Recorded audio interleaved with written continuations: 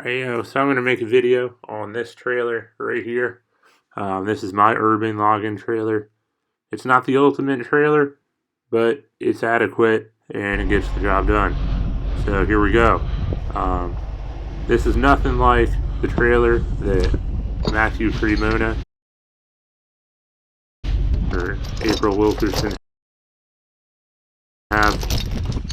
It has the same principal idea. Use the crossbar below the logs, but it's still quite a bit different. So here we go. If you've watched their videos, you kind of get the idea of what's going to happen here. First, we gotta chain up our log. You can see how I do that. I don't have nothing fancy, just brute force, and hook that chain as tight as you can get it. You're going to notice right here, I don't get it as tight as I would like, so I have to readjust it. And then I throw a shackle on the chain, that way I can hook that winch line up as close to the connection point as I can get it.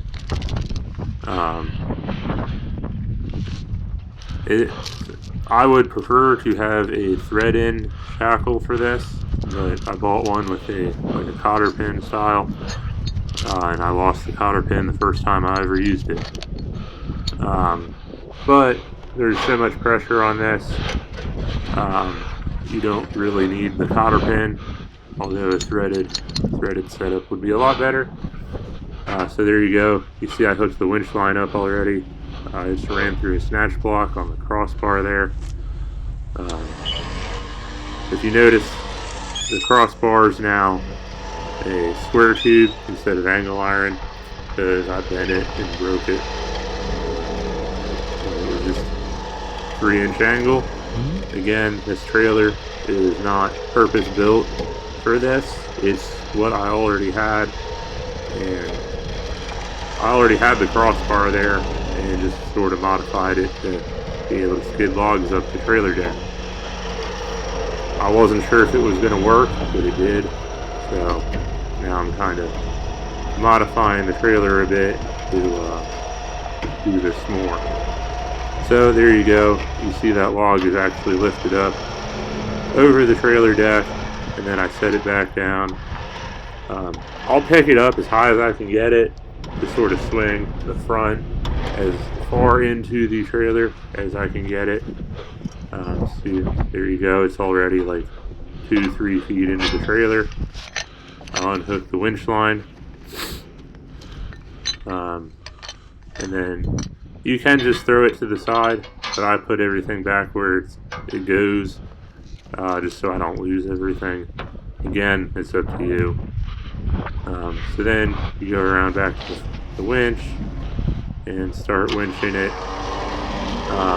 As soon as you get the nose of that log up over the trailer deck, you can pretty much start winching it. Sometimes you got to run a snatch block on the chain and then run the winch line back up to the front of the trailer to give it some more pulling power. But I've found you can pretty much just get them right up. The people that have the log arch, the swinging arch,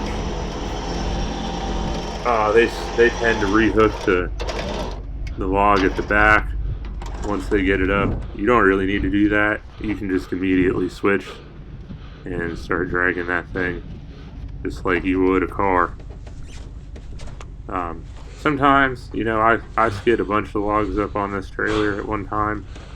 You get stuff like I have now where that log got stuck on the other log. Do what you can to avoid it. Sometimes you can't. Sometimes you just gotta work around it. So pretty much I got it separated enough. I'm gonna get out of the way and start winching that thing up even more.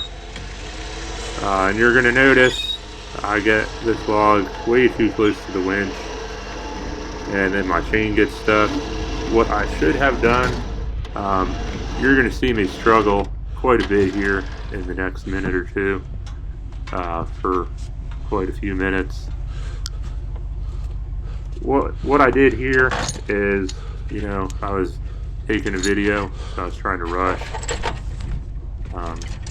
So I hooked the winch line onto the snatch block again, trying to reset for the next log coming in.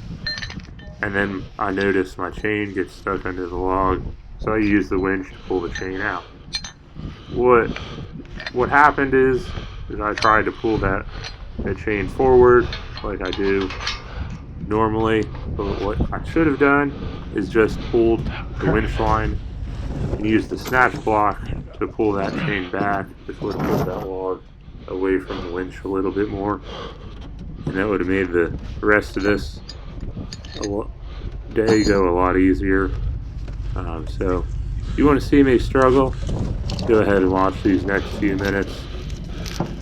If not, you can skip ahead, but I'm going to leave this in here because, you know, some YouTubers make it seem like everything is super simple and always goes their way, and that's just not the case. So yeah, watch me struggle here.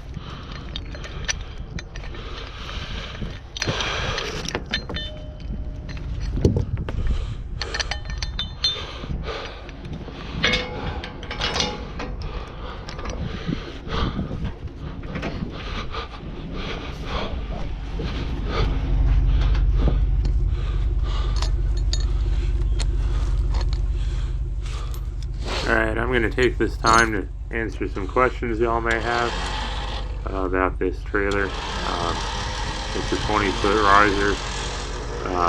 Started out with just the angle iron frame, and then I built it up for scrap metal reasons, and then I modified it more for these logs. I have a 9,000 pound winch on there. I bought it at Tractor Supply. I think it's the Traveler brand.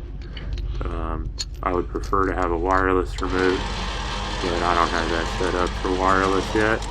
It's still a wired remote, and it still doesn't even have a battery on the trailer. I have jumper cables. You can kind of see them right there in that frame. The jumper cables are actually what powers the winch off the truck battery. Not an ideal setup, but it works, I guess, for now. So yeah. Trying to think of what else I could say about this. The winch is just on a 2-inch receiver. I think I made a video about my welding rig, and I actually put the winch on the trailer in that video. And then that toolbox there was on my old welding rig that fell apart on the highway. So I took that off, saved the toolbox, and then it was sitting around for a while. I didn't know what else to do with it, so I decided I needed straps and stuff to stay on this trailer. I just took some scrap metal and welded it on there so it had a base to sit on, and then just bolted it right to the frame of the trailer.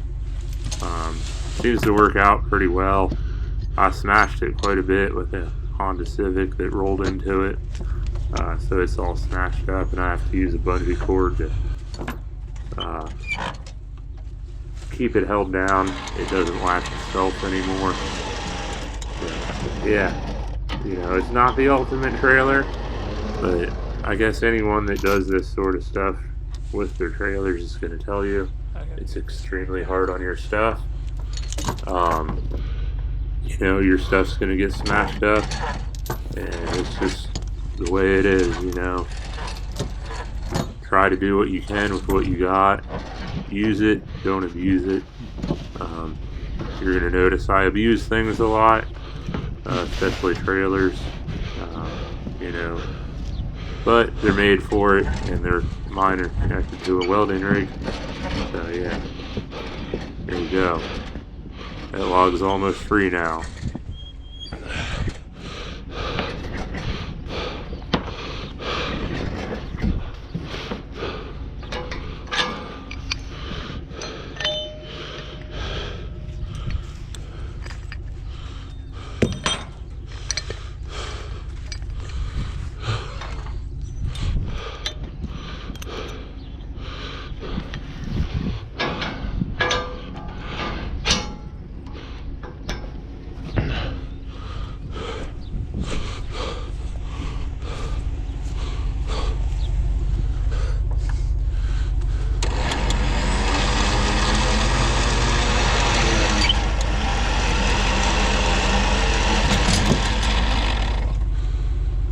There we go. Alright, you can see how that chain came out from underneath the log there. You know, sometimes you got to use a mechanical advantage to get that chain out. That is what I should have done from the get-go there. I should have just pulled it and put it back towards the trailer gate. And the first time I tried to pull it, but I didn't. So you live and you learn, I guess. So that was a lot of unnecessary struggle for nothing really, but oh well. So that's pretty much the basic idea of this trailer. I think I videoed loading this other log as well.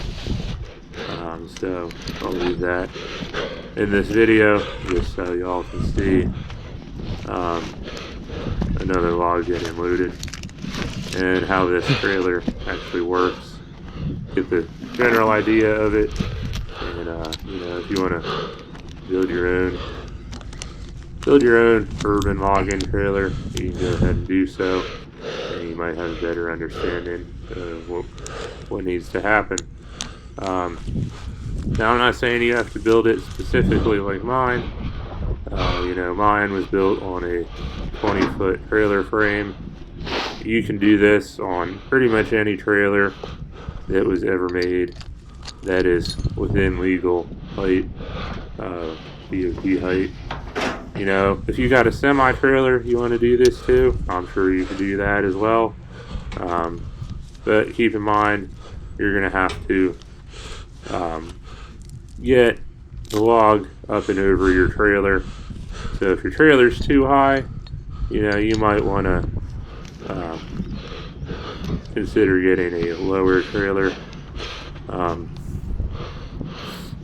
you got to have a little bit of a ratio, you know, between the height of your snatch block and the height of your trailer and the slope of everything, just so it doesn't get hung up. But, you know, you never know. It's not an exact science. You know, trial and error, you know.